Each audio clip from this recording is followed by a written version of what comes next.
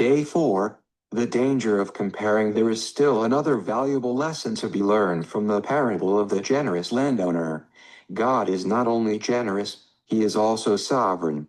That is, God has the right to dispense his blessings as he chooses. Jesus asserts this prerogative of God very clearly with the landowner's question, "Don't I have the right to do what I want with my own money?" Matt 20:15. Discuss how does the question asked by the landowner in Matthew 20:15 reflect Exodus 20:17? 1. Have you ever found yourself resenting the blessing of God in someone else's life? What did that response reveal about your heart? We constantly see believers around us who seem more blessed of God than we are. Some are more gifted in spiritual abilities, others always succeed with little effort, still others seem to have few problems or concerns, and on and on.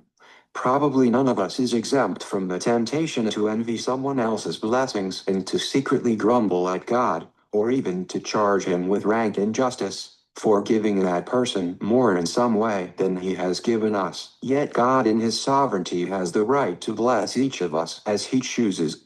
Consider these words from the Apostle Paul, "But who are you, O man, to talk back to God? Shall what is formed say to him who formed it, why did you make me like this? Does not the potter have the right to make out of the same lump of clay some pottery for noble purposes and some for common use?" Romans 9:20-21.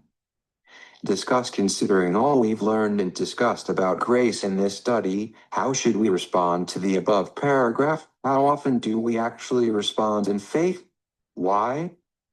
Regardless of how we understand the particular application of Paul's teaching, we cannot escape the basic principle in the passage. God is sovereign, and he is sovereign in every area of life. God as our creator has the right to endow each of us at birth with different physical and mental abilities, with different temperament characteristics, and with different natural talents. He also has the right to give each of us different spiritual gifts.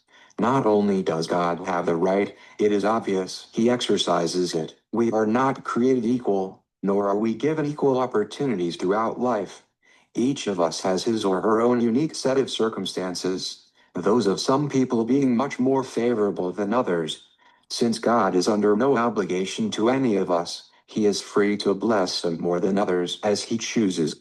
He has the right to do what he wants with his blessings. Not only does God sovereignly determine how and to what extent he will bless us, he often blesses those who, in our opinion, seem most unworthy. We rejoice in the generosity of God's grace as long as it is directed toward us, or toward our family or friends. But how do we feel when someone who we think does not deserve it is blessed by God? Are we envious because of the generosity of God toward that person? Do we feel, as did the workers in the parable, that we have borne the burden of the work and the heat of the day, and yet the other person has been blessed more than we have? 2. In what season of life did you bear burdens for others? How did that experience help your faith to grow? How can looking back at a difficult situation give us faith to thank God for every situation?